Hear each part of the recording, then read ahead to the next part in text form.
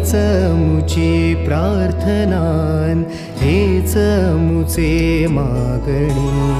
माणसाने माणसाशी माणसा सम वागणे.